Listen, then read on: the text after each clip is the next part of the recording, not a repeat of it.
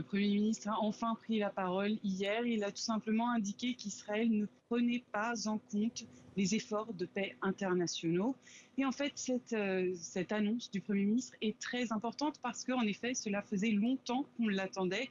Et cela faisait aussi longtemps, donc plus de 10 jours depuis cette escalade avec l'attaque contre les beepers du Hezbollah, qu'on ne l'avait pas entendu et qu'on entend très peu le gouvernement des missionnaires libanais. Le seul ministre qu'on entend, c'est évidemment le ministre de la Santé, Firas Abiad, qui lui s'occupe du décompte des morts. Donc la politique libanaise, l'État libanais dans cette crise, dans cette escalade de la violence, est aujourd'hui un tout petit peu plus présente, mais toujours complètement absente de cette escalade et de cette guerre entre le Hezbollah et Israël.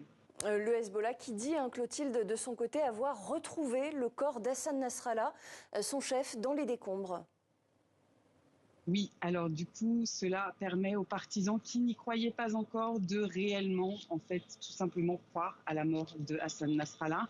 Ce que le Hezbollah a dit, c'est qu'ils avaient retrouvé son corps intact, ce qui n'est pas le cas notamment de tous les civils qui se trouvaient dans les bâtiments au-dessus de là où se trouvait Hassan Nasrallah.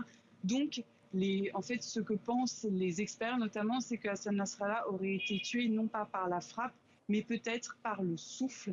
Et maintenant, ce que tout le monde attend, c'est une date pour les funérailles, mais des funérailles qui auront lieu forcément sous haute protection, mais qui d'habitude ont lieu en plein milieu de la banlieue sud. Et aujourd'hui, sachant que la banlieue sud se fait bombarder quotidiennement, il faudra savoir comment et où et surtout quand auront lieu ces funérailles, si elles veulent avoir lieu en toute sécurité. Merci Clotilde Bigot en direct de Beyrouth.